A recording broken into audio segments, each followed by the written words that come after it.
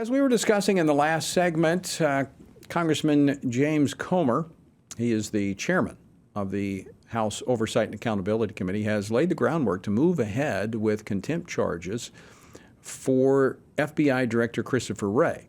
Now, we've seen a pattern of behavior from the Bureau that frequently leaves conservatives in the crosshairs, whether it's recruiting informants from inside churches, spying on American citizens, or failing to uphold strict fidelity to the law on the inside. Well, joining me now to discuss this, as well as our nation's military and the woke agenda that has infiltrated the military, is Congressman Mike Johnson. He serves on the House Judiciary Committee and its Select Committee on the Weaponization of the Federal Government, as well as the House Armed Services Committee. He's part of the House leadership. He represents the 4th Congressional District of Louisiana. Mike, welcome back to Washington Watch. Good to see you. Hey, Tony. Great to see you as always. Thanks for all you're doing. Well, thank you for joining us today. All right, I want to play a clip from yesterday. This was the ranking member on the Oversight Committee, Raskin, Jamie Raskin, responding to comments from the chairman. Clip number 10, please. Any Republican who describes himself or herself as pro-law enforcement will be in a very strange position to be holding the FBI director in contempt for doing his job. It's part of a war on law enforcement that the GOP is engaged in, and I think it's sad. Mike Johnson, your response. I mean, it's almost comical. Jamie Raskin was a classmate of mine. We came into Congress together 7 years ago. He knows better than what he's saying. It's his party, of course, that worked so hard the last couple of years to defund the police, and that's what's given us the alarming crime rate in all these big blue cities that followed their advice. And now he's suggesting that it's somehow against law enforcement or against the rule of law for us to hold the FBI accountable. Tony, we have a serious problem. As you well know, the Department of Justice and the FBI is a division of DOJ, of course. They are not working for all the people anymore. These agencies that we rely upon, these agencies that were designed to protect and serve the American people, are being turned against those very people, at least the ones that have different political viewpoints than the White House and the Democrats in power. And that is a crisis in a republic like ours because people are losing their faith in our system of justice itself. Now, you serve on the Judiciary Committee, which has oversight of the FBI. Now, it is actually the Oversight Committee that is investigating one of these documents regarding the Biden family. And so they're the ones that are pursuing the contempt charges if these documents are not delivered. Where do you think that's going to go? Well, you know, they have not been open about sharing with Congress this critical information. We have, as you know, the latest page in this saga is that we have a credible whistleblower who has been an FBI informant for many years, and everyone acknowledges this person is a credible source. And they say that there is documented evidence that President Biden himself was engaging in a scheme, an alleged, illegal agreement to exchange policy decisions for monetary payments to he and his family.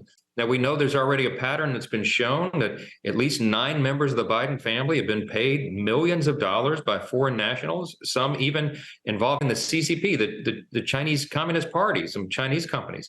It's really serious stuff. And where it's going to lead, Tony, is ultimately if the FBI will not allow us to do our constitutional function, which is oversight over these matters, we're going to have to hold those in charge accountable. And that may lead to a contempt charge. I think it probably will, of FBI Director Christopher Wray, because he has shown no interest in allowing us to uphold the rule of law. And instead, he's playing a political game in favor of one party. And we cannot allow that to go forward. Now, correct me if I'm wrong, Congressman Johnson, but it seems like to me during the Trump administration that federal agencies were tripping over themselves to get documents to Congress. In fact, if I'm not mistaken, I think one of the committees even released private tax information on the former president. So, I mean, I think the casual observer and even the trained eye that I think I have would say there's a double standard here. There is. And the casual observer includes many of my constituents and all of our constituents and all of our congressional districts. When I'm back home in my district, the 4th District of Louisiana, I hear this everywhere I go, Tony. People are so frustrated by what they're seeing. They're so disturbed by it because they want to know. They ask us every day, who is going to be held accountable? It's not enough just to draw this out into the open and shine light on it.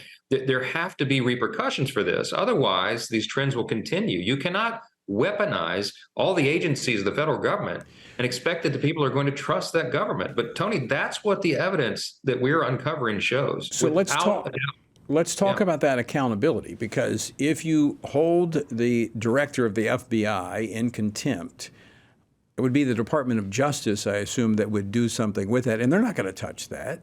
The really only power that the Congress has is the power of the purse. And I can see what Raskin is really setting the stage for. If you begin to pull the purse strings when it comes to the FBI and the Department of Justice, they're going to say the Republicans are defunding the police. Yeah, it's a joke. Now you've heard us talking openly about this very issue, remembering, of course, as you're noting here, we only have the majority. The Republicans only have the majority in one house of Congress right now. It is a slim majority, as everyone knows. So we don't have the authority, even if we did have both houses of Congress, to perp walk anybody. We don't have the ability to put people on trial, to indict them or anything.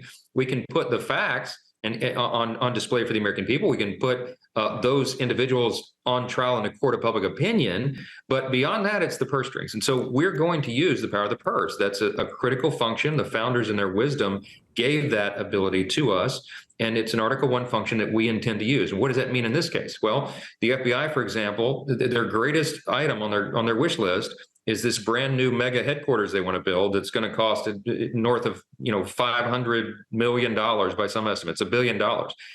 They're probably not going to get that funding if we have our say. Some of these junkets that higher up top officials at the FBI get to take and fly to conferences in Hawaii and then overseas, they're probably not going to get that funding anymore, because if they can't uphold the basic Bill of Rights, the basic constitutional freedoms, and uphold the system of justice that they're required to do, they don't deserve the precious treasure of the American people. And if they want to say that's defunding the police, they know that's nonsense. We are trying to get the FBI to heel the will of the people. Well, now, some of your colleagues up there on the other side of the aisle never let the truth get in the way of their statement. So, I mean, they may make those comments. Exactly. But I want to go back to your other point about, look, the courtroom of public opinion. And I don't want to sidestep the importance of that, because you're not going to get it from the media. We've already seen how the media is, treating the two parties differently. I mean, the media has become a part of the left. That's their, the propaganda wing of the left. So the outcome of this, and I'm going to say very blatantly, is that the American people, the conservative voter, needs to pay attention to this, and the correction comes in the election, where you actually would have an executive in position, a president, who will then use the executive powers to enforce the law and prosecute those who have violated the law. So this really should become a campaign issue. Absolutely right. And, we're not doing this for partisan purposes. We're doing this because we have a constitutional responsibility to uphold the law, to maintain these institutions. So we can draw attention to it. We can use that power of the purse that we talked about, and we can change the laws. We're going to bring legislative reforms to make sure this stuff doesn't get out of control like this going forward, to do everything within our power. But at the end of the day, you're exactly right. The ultimate recourse that the people have in our government, of, by, and for the people themselves, is the ballot box. And we have to elect a president and majorities in both houses of Congress who understand how critical these foundations are. If we lose these foundations, the system of justice itself, Tony, we have no republic. And the stakes could not be any higher. I don't usually speak in terms of existential threats, but I can't imagine a bigger threat than this, when the people just shrug their shoulders and say, it doesn't matter anymore.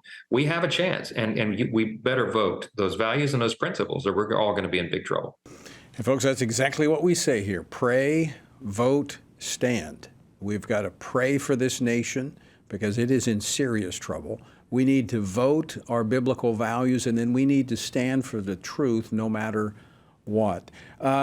Mike, I want to switch gears. We just got about 4 minutes left. I want to go to another important committee that you serve on. You serve on the House Armed Services Committee. I want to play a clip from the chairman of the Joint Chiefs, General Mark Milley. He was on CNN with Jake Tapper.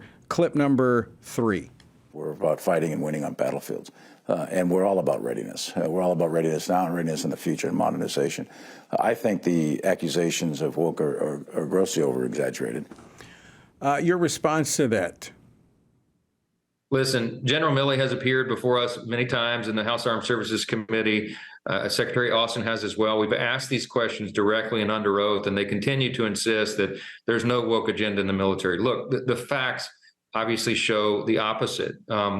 In the academies and, amongst our forces and what the Pentagon is pushing down the line, it all comports with the woke agenda. And, they were allowing drag shows on military installations until about a week ago. We asked about that over and over. We pressed them on it. Finally, they tried to do it quietly. They issued some sort of order that, this can no longer be allowed. But why was it ever allowed in the first place? I mean, the curriculum that's being taught at the academies is filled with this kind of stuff, CRT and the rest of it. And we know it's happening. We don't even need whistleblowers for this. We have men and women in uniform who openly report what they're being taught and told. And so, look, there's no place for it. It does affect readiness. It affects recruitment. The recruitment numbers are almost at record low levels right now. We're way below the numbers that we need to maintain our force. We need to be adding more, not missing our recruiting numbers and deadlines. And so all of that is contributing to the problem, because you have a lot of young men and young women who do not want to sign up for this. They don't want to go and be indoctrinated. Many of them want to serve their country, and they're young patriots, but they don't want to be involved in this military we hear all along with this leadership. And so we've got to reform that. We have to get the military back to its critical mission of protecting the nation. This is a dangerous time. Our adversaries are empowered because they see weakness from the White House and from those in charge. And it's a serious, serious situation. So again, remedied ultimately by an election, hiring an administration that understands that we are going to secure this country through military strength, at least being able to show it.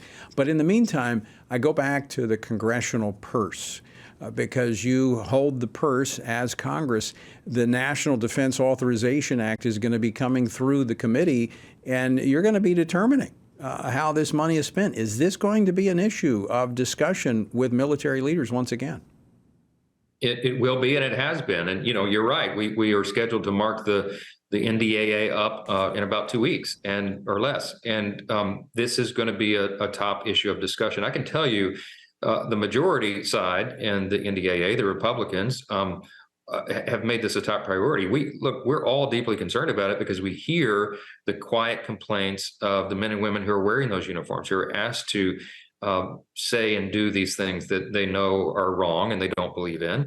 And it's affecting the morale in the military. It's affecting ultimately what we're able to do in terms of national security and the defense of our country, because you can't have that kind of disarray, I guess is the best word, because they're pushing social and radical social leftist agendas in the military. It's a dangerous thing. It really, really is. It is. Congressman Mike Johnson, always great to have you on the program. You're a blessing to the country, and we're grateful for your leadership on Capitol Hill. Thanks, Tony. Appreciate you so much.